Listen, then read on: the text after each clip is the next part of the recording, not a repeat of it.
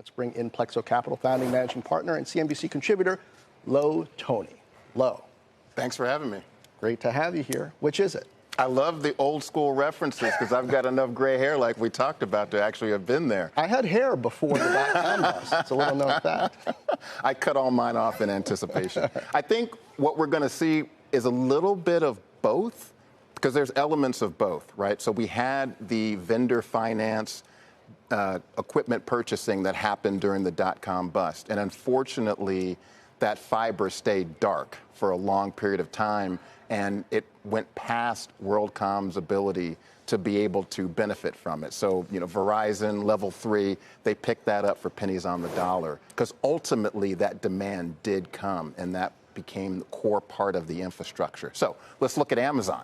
Amazon did spend hand over fist, and many did not understand why they were doing that, couldn't believe they were doing that, but ultimately that bet paid off. Initially for Amazon selling their own products, and then ultimately opening it up through their marketplace so that sellers could build and sell on, or could sell on top of that infrastructure without having to build it. That was amazing, right? I get the demand from Amazon's marketplace, and I get the fulfillment from the distribution centers that they built. Not even to mention what happened long-term with AWS. So there's good analogies there, right? Because you can almost think of OpenAI doing something similar with NVIDIA. NVIDIA almost becomes kind of like the distribution centers, right? They want to make sure that there's enough demand inside of that compute. And then you can look at ChatGPT as being a way that OpenAI is able to monetize from the consumer. They also sell to the enterprise. But guess what?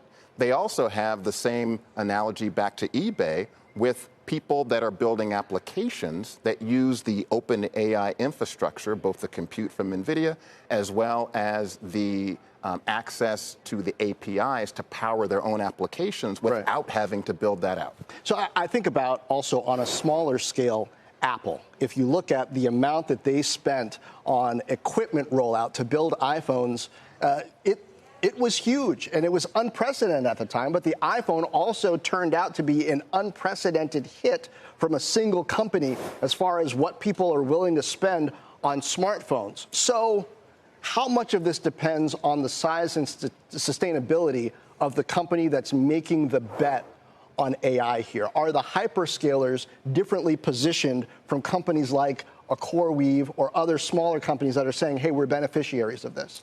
Yeah, I think you can look at the hyperscalers a couple of ways. The hyperscalers themselves, as you know, are also trying to build out their chips to lessen that dependency that everyone seems to have on NVIDIA. But we're seeing an unprecedented scale. We've never seen this type of scale before for this kind of hybrid vendor financing equity model. So I think it's even hard for the hyperscalers, which have to also finance the capital needs across multiple lines of business, to even look at this deal the same way. I mean, what this deal really does is it positions NVIDIA as the core infrastructure provider. So it cements them long term to be part of that AI tech stack. If you think about three layers, the infrastructure layer, the model layer, and the application layer.